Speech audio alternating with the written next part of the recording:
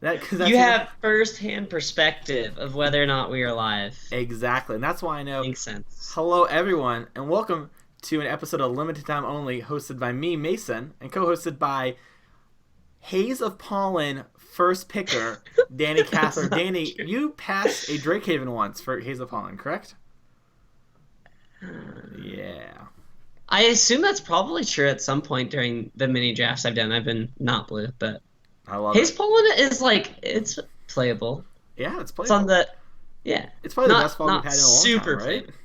Yeah, probably. I mean, yeah, almost definitely Yeah, because it could be a different card, yeah, which is generally the mode that you would like your fog to be, but sometimes it's the best card. yeah, exactly. We'll reach draw a card, so it has to be better than fog.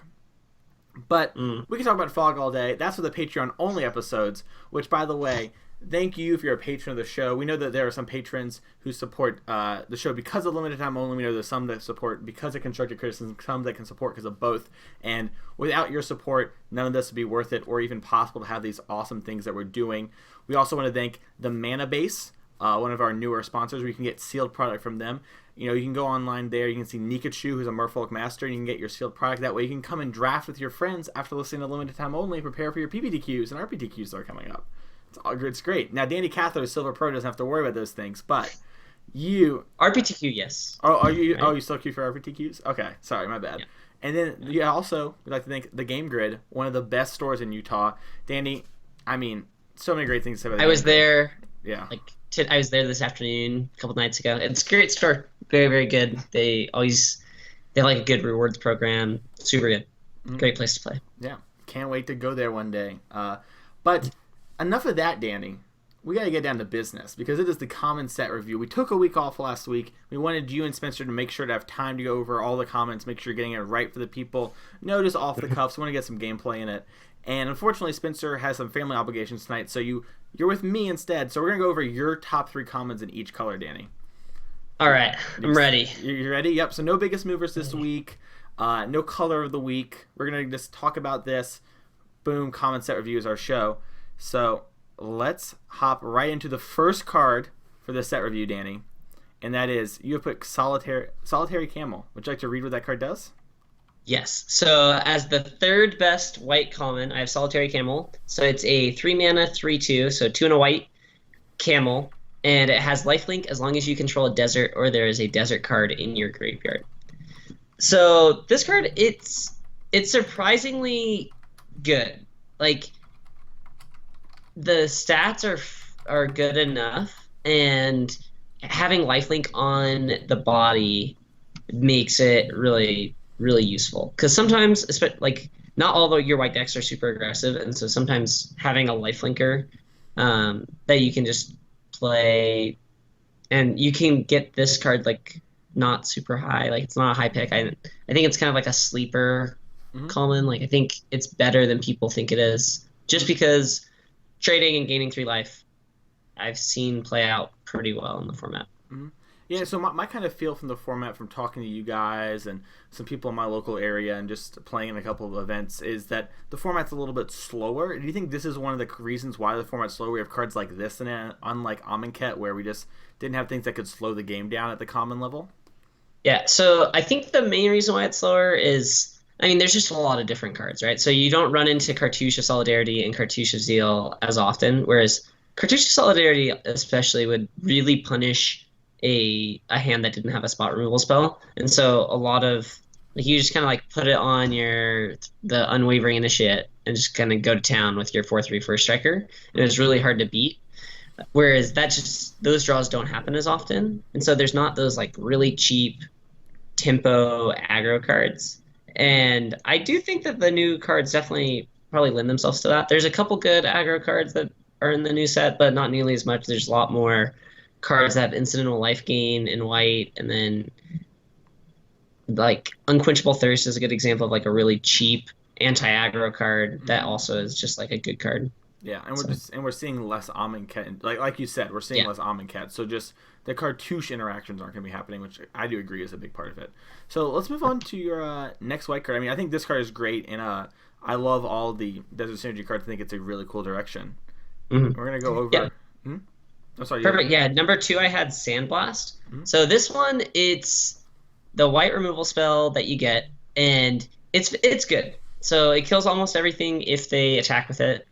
So if you start playing against better players, it does get worse. Because if you like don't do anything on turn 3 and you're a white deck, it's really likely that you have Sandblast. So a lot of times you'll just be trading your Sandblast with either a combat trick or a creature that they don't mind you sandblasting. So like the conditional attack block removal spells always are a little worse than they would look. But this card's solid and it trades up on mana sometimes, which is nice. So Yeah. it's fine. Yeah, and for those of you that don't know, it's 2 and a white for Sandblast and deal 5 damage to target attacking or blocking creature. So yeah, like Danny said, I mean, I think this card's great. I played a PPTQ that was sealed this last week, and I went 2 of these in my seal pool, and it was awesome.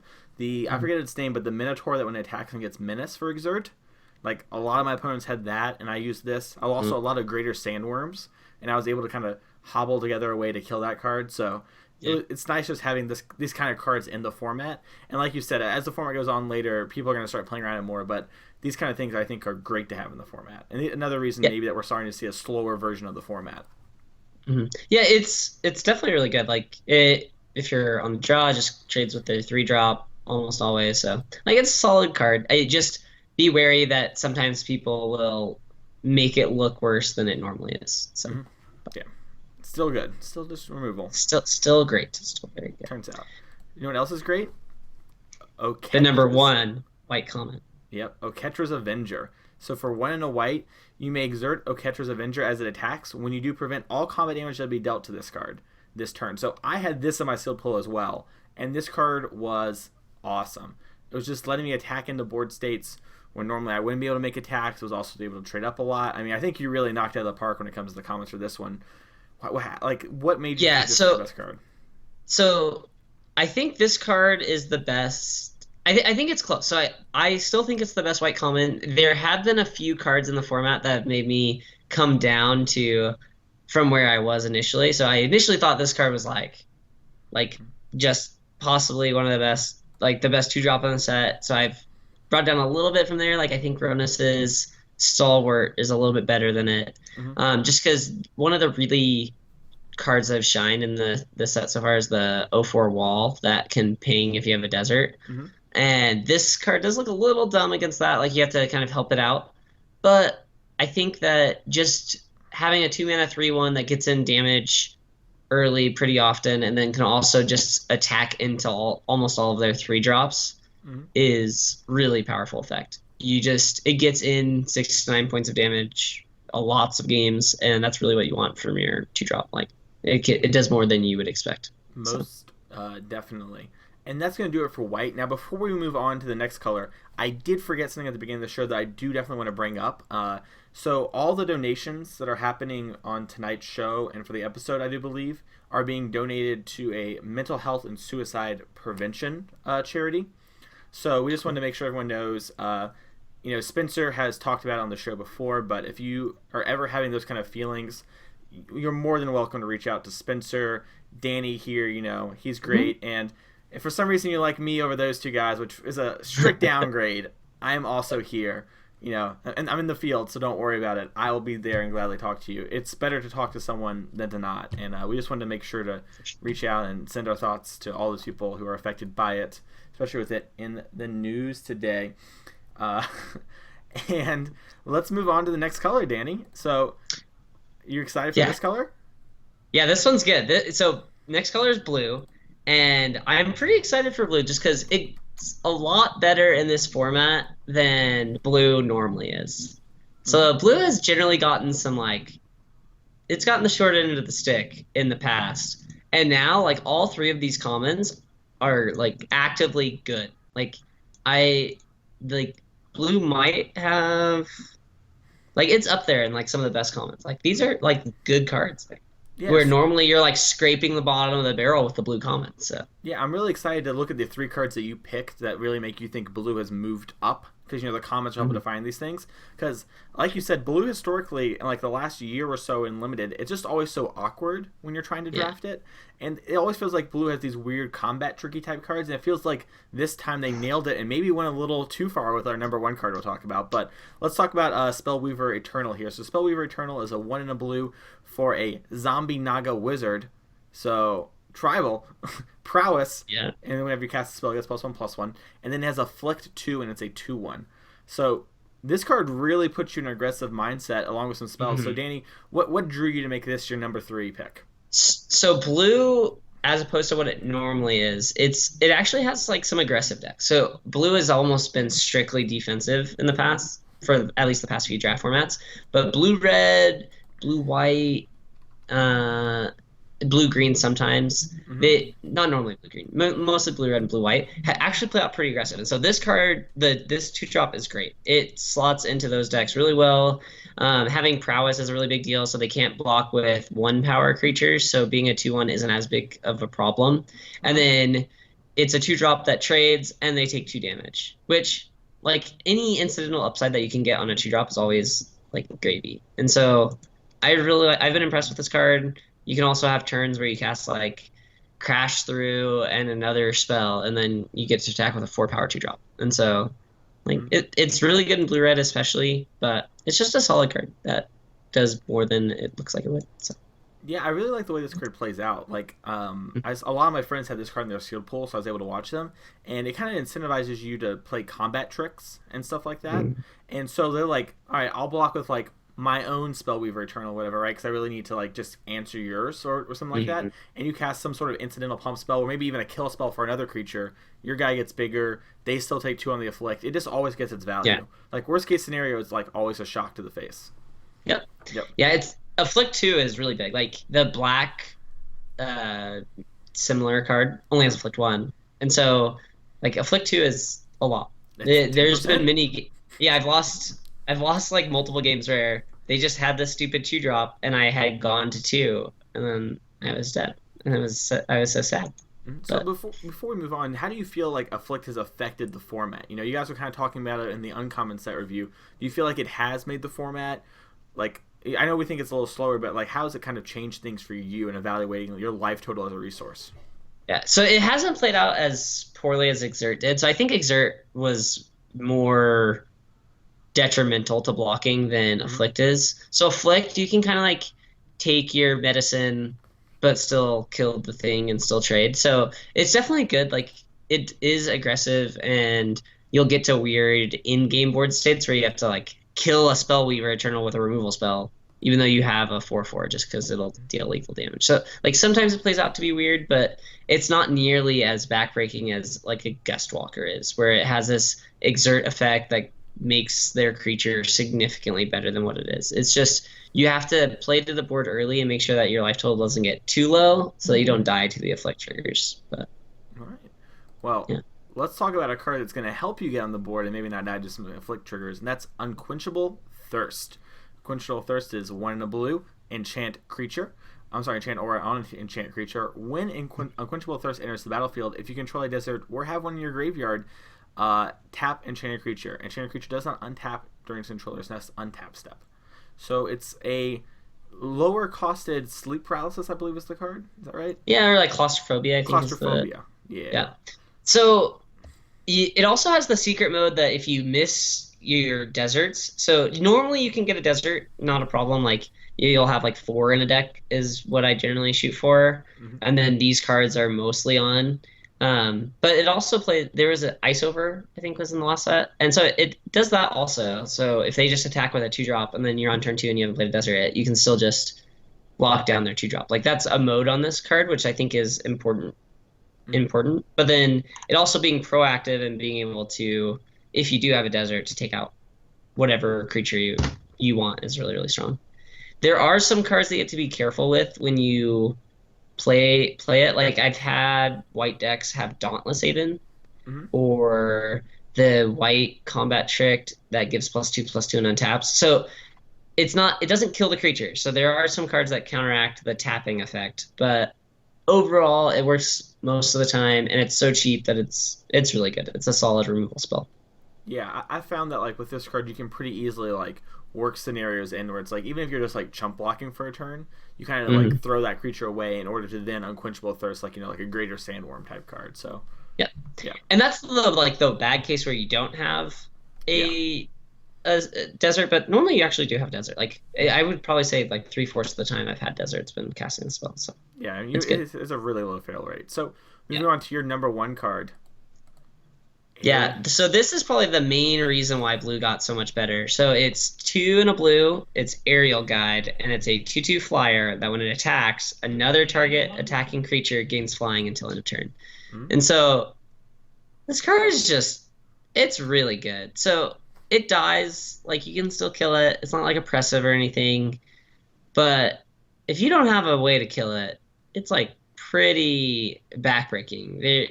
You better have a blocker for a flyer or something like it'll run away with the game if you don't have a flyer and don't have a removal spell. But Yeah, it's kind of weird. I almost wonder if this card had Exert originally, and then they decided to maybe push blue because it does read a lot like an Exert card, right? Like, yeah, it does, yeah. yeah, I don't know. It's interesting. I think yeah, I've seen this card take over games, and it's very easy to imagine scenarios where your opponents like got a green white deck and they just like have a hard time dealing with flyers, and you play a Yeah. 2-drop like the Afflict guy we talked about here. You Mhm. attack with it, curve into this, and you're just like 4/4/4 for a bit. So Yeah, yeah, yeah, I yeah, think it's this card's pretty. really, really, really good. So I mean, I think it's a very fair best common though. Like it doesn't do anything too like you can still kill it, Mhm. but it just really punishes you for not killing it Yeah, because you will just die. You will yeah. die pretty quickly too. It forces you to not build greedy draft decks. You gotta have interaction. It's true. It's Yep. true. All right. Well, on to black with Mm. what's got to be the funniest card in the set, Wretched Camel. That channel's great. Yeah. It has really, really impressed me. So it's just like a 2/1 that trades with most of the 2 drops in the set. So like even like Spellweaver Eternal, which can get out of range, it normally doesn't. Like they would have to cast 2 spells in a turn. So and then if you have a desert, which like we said most of the time you do, you Hmm. just get a 2-for-1. Like normally you make them discard a land, but that is pretty relevant. Like it's definitely a real thing that you can do. And then I've had multiple decks where I've had lots of Wretched Camels, Hmm. and maybe I like have played a couple Unburdens and just like went to town on trying, like especially in the slower matchups, you can really really punish them having like you can like get rid of most of the cards in their hand, and so Yeah. it it's just solid. It's a good card. Yeah. It also Like kind of sometimes your opponents play funny because they don't want to discard a card. So like maybe uh-huh. they use a removal spell when they wouldn't really want to. That kind of Yep. stuff. So yeah. Or it just is like a 2/1 unblockable, or it stops a 4 power attacker. Like it does weird things sometimes for sure. It's wretched for sure. All right. Now, something that's not wretched is Lethal Sting. So for 2 and a black sorcery, as additional cost to cast Lethal Sting, put a -1/-1 counter on target creature you control, destroy target creature. So wow, this card seems Yeah. insane, Danny. Talk to us about this card. Yeah, so this is unconditional removal spell at common is always really good, and it's really cheap. So only 3 mana is like quite a bargain. So the reason why I didn't have this as the number one common is because sometimes you'll get into like a matchup where maybe your black deck is really controlling and doesn't have as many creatures, and then their deck is really controlling and doesn't have as many creatures. And so if they're killing your things and you're killing their things, if you draw Lethal Sting, Hmm. it's definitely come up where the additional cost to cast it is hard to comply with. And so like it has a drawback, but it's still great. Like it's a really good card. Hmm. Just unconditional removal spell at common is really crazy. Just being able to kill a bomb rare, a 7/7, like that's a really, really abnormal thing to have at 3 mana and at common. And so making the additional cost work is worth it. Like Yeah, it's and just very good. it's super weird too because sometimes the additional cost is a upside in like certain green black decks. Like if you have Uh-huh. rares You like can do that. Apatra, yeah, and Yeah. then it also like kind of turns off the enchantments like Unquenchable Thirst and I believe it's called Failure Mhm. to Comply was the one from the set. The other tapper that you could sack a dude Yeah. for paying too, yeah. So like Yeah. it kind Okay. of gets around those cards too, where it's like, yeah, I don't really need this guy anymore. We're sure he was done anyways, and it kind of becomes 2 and a B destroy target creature, which is great. So Yeah. it's crazy. Decimator Yeah, it's Beetle. a good card. It's really, really strong. hmm And then on to your number one card, Torment of Venom. So 2 black black instant. Put 3 minus 1. I'm sorry. Put 3 minus 1 counters on target creature. Its controller loses 3 life unless he or she sacrifices another non-land permanent or discards a card.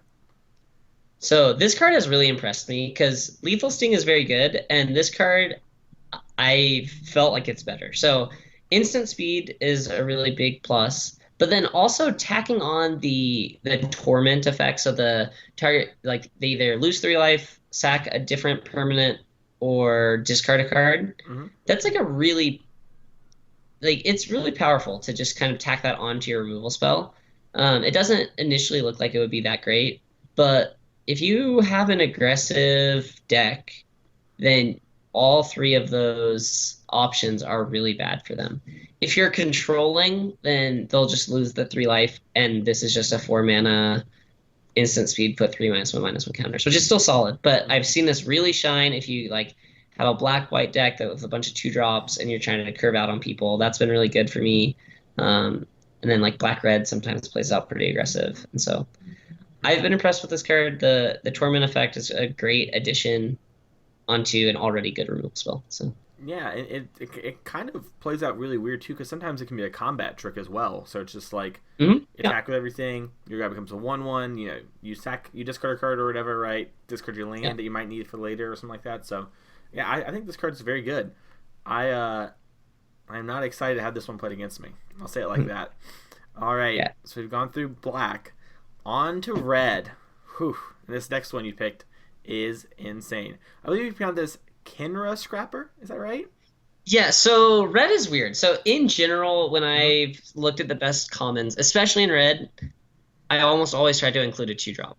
So if you look at my best commons in this set and past sets, I normally include the best 2 drop in that color on the list. Mhm. Just because 2 drops are so important in limited Magic. You win so many games. If you go 2 drop, 3 drop, 4 drop, like, you're gonna win a large percentage of your limited games. And so if you can have a good 2 drop and have more of them, it makes it a lot more likely to get those free wins. And so, but Red's 2 drops are both so bad. There's like the vanilla 2/2 Kenra, and Mhm. then the 2 mana 2/1. Whenever you cast an instant, it deals 1 damage. Which they're not like so bad, I guess. They're fine, like they're playable, but they're just really unimpressive and they're replacement level.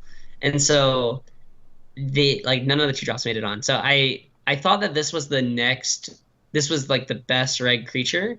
I've been pretty impressed with it. So Menace on your 3 drop is pretty good. It means it almost always gets through for at least 1 attack. And then it has the ability to become 4 power.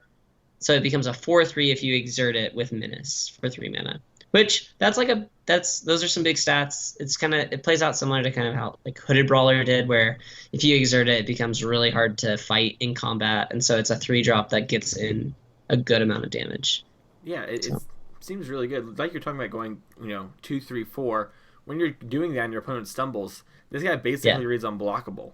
And yeah. then once it is blockable, it probably reads 2 for 1 or hmm take 4. So Yeah. this card's definitely exciting. It seems very good. I haven't actually get to see this one in play yet, but I'm surprised.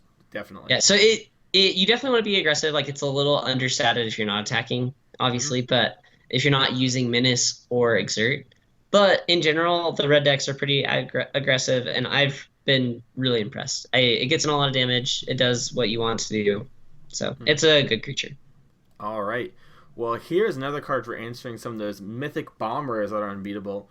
Puncturing Blow. 2 red red sorcery. Puncturing Blow deals 5 damage to target creature. If that creature would die this turn, exile it instead. Yeah, So, this is surprisingly one of the only answers to like the gods in Hour of Devastation. There's lots of games where you'll just be like, wow, the only card that gets me out of this is Puncturing Blow. So it's good. The exiling effect comes up a lot. There's lots of Embalm, lots of Eternalize, the gods. Like, it's a very important aspect of why this card is so good. yeah, this card This card seems great. I've played it in almost any limited format, and this one, like you said, lots of graveyard of matter cards. So I'm excited to see what card took this one's place. It Open was. Fire. Oh yeah. This card's just great. So it's 2 and a red, instant speed, deal 3 damage to target creature or player. So I mean, Lightning Strike has kind of fallen, right? So it's Lightning Strike just costs an extra mana. It was a much better name. Yeah, it does have a better name and a cooler picture. I really like them. That's a lot I like about Open Fire. Oh yeah, it's a cool card. I mean, just being able to go face is really, really relevant. So many limited games will come down to a race, and having 3 unexpected damage is a big deal. And then also instant speed, you can blow out combat tricks, just all the benefits of a good instant speed removal spell. Yeah, it doesn't kill big things, but in red, you normally are looking to try to like get to the board early, trade efficiently, and this does that. It's a good card. Just really solid. Does what you want. Even at 3 mana, it seems like it's going to trade up a lot of the time. So yeah, there's lots of 4/3s that it'll kill. Yeah, so or 3/3 flyers. Yeah, like it trades up a decent amount, and then it trades even almost always. So yeah, back in my day, we had Lightning Strike, so it is. I know. Or lightning. Imagine Lightning Bolt. Oh. In like, oh my gosh, yeah. It's so it would like it would warp the format around. Yeah. It's completely insane. The card's so dumb. There would be very few cards I take over Lightning Bolt in the format. So yeah. All right, well, let's move on to green real quick. We're going down the home stretch here, and you have Bitterbow Sharpshooter. He is 4 green for a Vigilant Reach, 4/4. Just a vanilla-ish kind of card. Yeah. So the reason why I have him on here is green in the past, or like in general, struggles with flyers, and so Reach is a good. It's a good ability to have on your green creature. So like that green always has Giant Spider, but Giant Spider's like pretty understated. And this card's like a little bit understated, but it actually attacks pretty well into most boards, and then it shuts down their flyers. And then one of the main reasons why I like this card is so I've really enjoyed drafting like 4 to 5 color green decks, which feature either Manalith or Beneath the Sands or both. And so having good 5-drops that are good blockers has been like a really important aspect of those decks. And so this has been the perfect card to pick up where I can play a 2-drop, play a Manalith, play this. And so it kind of makes up for the fact that you skipped a turn affecting the board, because it can stop their flyers. It just blocks everything. It almost nothing gets through it. So it's just like a good roadblock. Like, yeah, it's replacement level like most 5-drops are. But it's a solid card. It overperforms a lot. Yeah, it does its job a lot. But I want to kind of touch on something that you mentioned here that I think is important for green. So you're talking about the 4 to 5 color draft deck. Now that's something you saw a lot of in Amonkhet Sealed last format. Is that a real deck in this format, even without only one power with Gift of Paradise? Yeah, no, so it's definitely real. You have Beneath the Sands and Manalith and Traveler's Amulet. And then and Oasis Ritualist. Yeah, great example. Yeah, that card's also really good. It might actually move up onto the top 3 green commons at some point, because that card is just it's really strong. Especially if you get some of the bomb 7-drops, and you can like play a Chaos Maw or a God Pharaoh's Gift, or so many good cards that you can ramp out. Himself. Yeah. I've seen that. Yeah, you can do that. Yeah. So I definitely think that deck is real. I think as more people learn about it, it's going to be a lot more difficult to draft it and have everyone out of your way. Because one of the big appeals of drafting that deck is that you just like start taking all the gold cards that you can, and you just play them a little off curve, but they're just such a higher power level than what your opponents are doing that your deck's just really, really strong. I love it. All right, let's move on to your second card, Kronos' Stalwart. Yeah, so I think this is the best 2-drop in the set. So it's 1 and a green for a 2/2 human warrior that when it attacks you can exert it, and it gets +2/+2 until end of turn and can't be blocked by creatures with power 2 or less. This card has been so impressive. A lot of decks, the way that they play out is they want to, like, especially blue decks, they want to hit you with their aerial guide and a 2-power guy, and then leave back a wall. And green in the past has kind of struggled beating that if they have good, like enough good like interaction like Unsummon, or if they play the Wall of the Forgotten Pharaohs. And Stalwart just like gets through that. Like it's a 2-drop that it becomes a 3/3, and it doesn't get brick walled by the things that generally brick wall 2-drops. So like giant spider, the wall, there's like lots of cards that are built to brick wall 2-drops, and that's like what control decks will go to. And this avoids all of those. Yeah, Oasis Ritualist. Yeah, Oasis Ritualist, Doom Beetle, Ancient Crab, like cards that people tend to go towards to stop something like an Oketra's Avenger aren't effective against this card. It's really good. Yeah, this card just seems like a house and then some. It just beats so hard, and it curves out great. And I mean, you just play 2 shoes for 2 sometimes, so. Yeah, it's really solid. There's lots of boards where like they just have to kill this because they can't block it. Yep. And that's unbelievable for your 2-drop to do that. Yep. And let's move on to your number 1 pick in green. I don't think this is a surprise to anyone. Talk about this amazing card, Danny. Yeah, so this card it's Ambuscade. It's 2 and a green for an instant.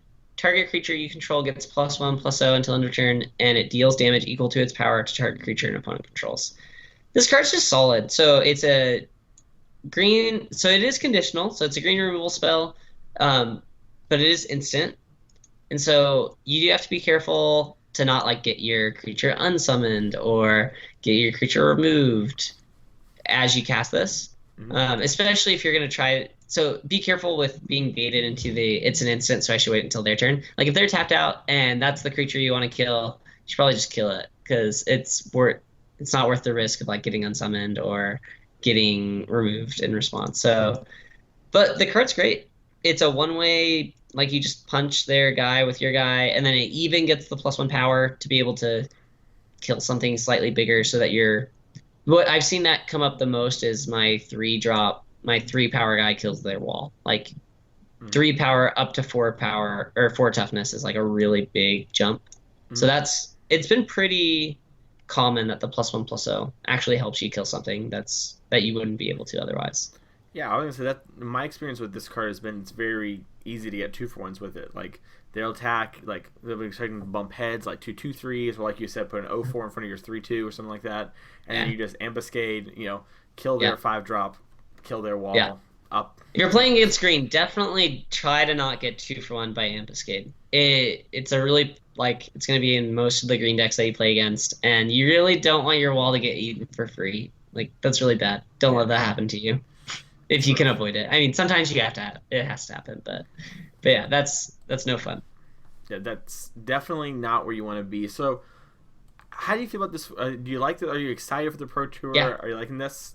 Yeah, so this format's been really impressive. It's probably the one that I've enjoyed the most at the beginning of a format. It's the one that I've had the most success with early since for a while. I think it's really good. I think you can draft aggro, you can draft Dirtle.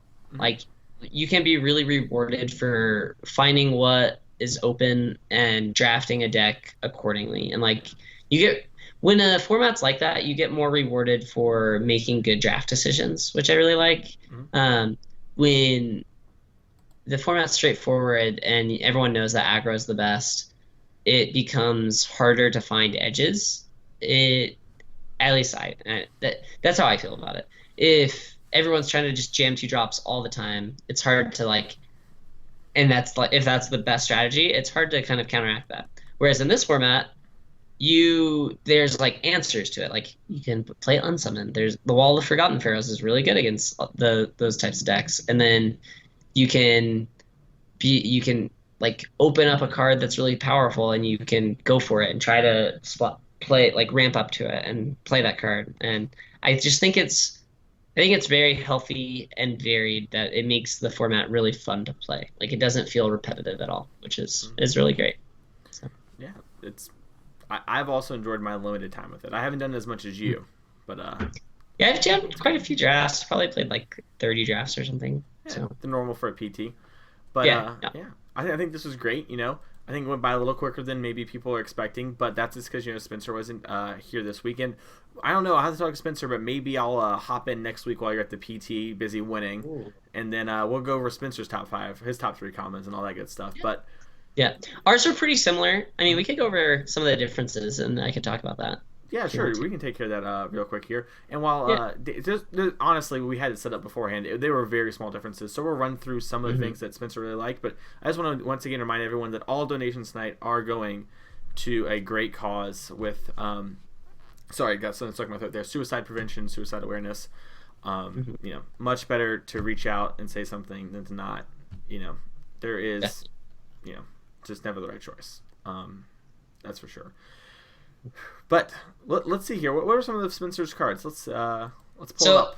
From what I can tell, he only had 2 cards on his list that I did not have on.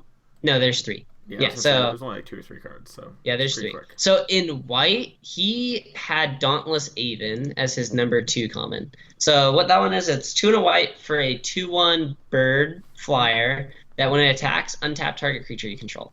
So this card's great. It's really good in green-white because you get to exert your Ronus' Stalwart and then untap it. Or you exert your Catcher's Avenger and you untap it. Or your Condemnation Angel with trigger on the Yeah, staff. there's so many, like, it's really, really good, that deck. I think it's a good card. It does have some, like the drawback, it's a 1 toughness creature, so you can get punished for that. There are some cards that people main deck that punish it. Like Blur of Blades has been I've been happy with that card. I think there's enough 1 toughness creatures that people are going to play that Blur of Blades is just main deckable. Like 1 or 2 copies is pretty good, especially if you're aggressive. If you're in the business for trying to get your own Searing Blood effect, right? Like it's a bad Searing Blood, but you're trying to get a Searing Blood, right? Yeah, definitely. And so that card really punishes this. But besides that, the card's really, really good. I mean, it's kind of like it does a Winddrake effect, but also gets to pump up your exert creatures really well. I've also seen it completely blow out Unquenchable Thirst, and so if you're playing, it's like really ugly. Yeah. Don't try to avoid that. / try to do it if your opponent's Unquenchable Thirsting you. Yeah, come on, bro. Let's hit it. So the other card Spencer had on his list in blue was Unsummon. This was one I kind of wanted to ask you about, but I saw it on Spencer's list, so I wanted to skip it. How do you feel about Unsummon in the format? Oh, yeah. I didn't. So this one, it might be on my. Blue is just so good. Like, how does blue have 4 just great common? It's crazy.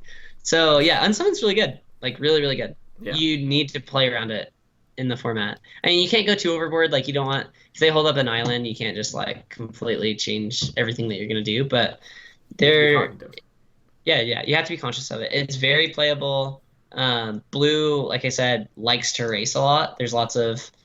Especially with Aerial Guide, it really enables aggressive blue decks, and so they use Unsummon really well to like bounce your Colossopede. That's the worst feeling. Once you get your Colossopede bounced, you'll respect Unsummon a lot. If you don't already, respect it. So especially when they ambuscade on their Colossopede and you unsummon. Yeah, and they're like, no. Yeah, don't do that. Just don't do that. Or do it, depending on what side of the table you're on. This is true. I am envisioning myself as the green player that is trying to ambuscade stuff, but I guess I should be the unsummon player that's just getting people. Got a position. Now that unsummon. Yeah. So Thorned Malak, I believe is that last card. There's also Ruin Rat in black. Ruin Rat. Yeah. So Ruin Rat just 1 in a black, death touch 1/1. That when it dies, you exile a card from your opponent's graveyard. This card, so it has a lot of secret combos. All right, let's talk about it. So I love it. It trades with any eternalized creature. It trades with embalmed creatures. So that alone is really good. So the way that it works is they both die at the same time, so you can exile the card that would be embalmed or would be eternalized. Answers the gods. So too. yeah, answers the gods by itself. Like, I mean, the gods. No, that's because the answers die. The gods die and they get a delayed trigger. Kind of. No, one god has flying, one god can kill it, and the other god you're gonna ambuscade, technically, and then you're gonna open fire your own rat. Okay, because the god's really good. So, all right, I mean, I'm not opposed to doing that to kill a god, but and then ambuscade's the other card that's really, really good with. It just turns ambuscade into kill anything, which is great. And for some reason, people just like using real removal spells on a 2-mana 1/1 death touch just feels bad. Keyword but yeah, it just feels bad. But I mean, people have to do it a lot, and so like it's a good card. I mean, it is a little like it has weaknesses. Obviously, if they have Aerial Guide, your Ruin Rat looks real stupid. So make sure you kill the Aerial Guide. which is a general rule in this format. So. And then the last card, I don't know this one. Oh no, this is the first strike guy, isn't it? Thorned Knowledge. So it's two in a red, right? Yeah, 2 in a red. Two in a red, prowess, winning attacks, he has first strike. And it's a 2/2. Correct. And it's a 2/2, yes. Yeah, so this card, the reason why I didn't have it on my list, so it's the other good 3-drop, right? So it doesn't go in every deck, right? So if you only have 4 or 5 non-creature spells, which some decks are built like that, then this card isn't going to be as good. You want to have probably like 7 or 8 to make it so that you can reliably threaten instants. I mean, it does have the secret mode that they almost never block. If they have a 3/3 and you attack with this, like, they need to have some major soul read to call you out. That, like, if they're tapped out and you just swing into their 3/3, they're taking 2 unless they are in a position that they literally can't take 2. But it seems like he works really well with Spellweaver Eternal that we talked about earlier. Yeah, the blue-red deck is great. So in blue-red, this is the 2-drop that you want, or the 3-drop that you want. Like, it's really, really good. It's really hard to block, so it kind of has that same afflict feel where it gets an incidental damage just because, like I said, like if they have a 3/3, they really, really don't want to block your 2/2. Could be a 3/3 first strike. So it has a lot of like threatening activation, and so you want to make sure that you can activate it because some people are going to be pretty. I'm just gonna call you on it every time. I'm just gonna like have I know, right? Let's go. I know. Ambuscade, bad beats. Tell my friends about it. Like but the problem is that you get like blown out by what's like the blue draw spell, or like they'll unsummon your other guy, or like just any instant completely blows you out, and so you need to be careful. But what's the tragic lesson? Even that would just get you. Yeah, exactly. Yeah, tragic lesson is the specific. That's the card I was thinking about, where it's just like, oh, this feels bad. Yeah, so, I am like Keftin in that picture. I've been blown out. Yeah, I've been blown out. I am dead. I'm dead. Dead on board. Can't win. Feels bad, man. Never. Yeah. So your lists are pretty similar there. And I think that covers everything. I don't think we missed anything too big. I mean, Traveler's Amulet is a common, correct? That would be the no, there's some good colorless commons for sure. Like, Traveler's Amulet has a real place in the format. I mean, it's obviously not an insane card. You're not snapping them off. Yeah. Wall of Forgotten Fair, I think, is probably the best colorless common. I think that card's just really, really good. Awesome. Well, yeah, solid. Look out for those in your draft. Those aren't on the list, so we're not doing them. We're gonna have to talk about that later in Sealed Pool. Speaking of Sealed Pools, there's no how would you build it this week. Didn't actually just come together. Also, just Danny and them they're super busy. We're just testing for the Pro Tour because they're gonna win it, so they gotta work really hard to do that. But we will have a how would you build it next time. I will post it in the group, that way we make sure it happens, and we'll have a how you build it for when Danny comes back from Kyoto. That way he's ready. I want to give a huge shout out to our patrons once again. Without you, the show just wouldn't be. We'd just be talking to ourselves. It'd be us and Game Grid. We'd be making special Game Grid episodes just for them. That's just not what you want. You want to have episodes for everyone. So thank you. Every dollar really does matter. I know Spencer, Michael, and Danny, they take it very seriously. I know that you guys haven't met me before, but I am the shadowy figure in the background, and they talk about on how they want to use the money. They've used it to help people that I know. Just people in real life who had issues. It's not all just like we're just going to whatever, doing whatever we want, buying black border German duels. They're not doing that. Yeah. They're trying the best they can to make the show as best as possible and to give back at the same time. So just know that your money is going to get there, and bigger and better things are coming all the time. We're going to use every dollar we can to make the show the best for you as possible. I wanted to also give a shout out to Common Knowledge, the new pop-up podcast that airs this Saturday. Is that right? Do you know? Is it next Saturday? I don't actually know when it's starting up, but I'm pretty excited. I haven't played much Pauper. My brother, funny enough, he plays lots of Pauper. That's like the only Magic that he plays, but he loves it. Like the format is pretty sweet. So I've Skyped with him a little bit, and he has a Jeskai where you bounce the Kodotha Jeskai. Oh yeah. And the deck is so dirtily and fun. Yeah, I feel like Pauper is right up my alley. I should probably check it out. Yeah, Pauper's great. I always felt like Pauper would eventually one day become like a PT type format, but not yet. We gotta get 1v1 Commander first. Then we'll have the Pauper PT. That'll be how you draft. You're gonna do one Uh-huh. Commander Popper at that PT. So get excited, Danny. You're not excited? All right. I mean, yeah, no. Yeah, not excited. Not feeling it. That's fair. That's fair. Brawl for days. Everyone brawl. We don't have a hashtag What's the Pick because the format is brand new. But please do take a picture of hashtag What's the Pick. We will do them when we get them. It's kind of an awkward, we started up the thing again at the end of Amonkhet where no one's really drafting, like not even at F&M, and all we're online. So that's not going to happen. The new format comes out and people are testing with the PT and whatnot. So What's the Pick? We're gonna have one, even if I have to buy a pack.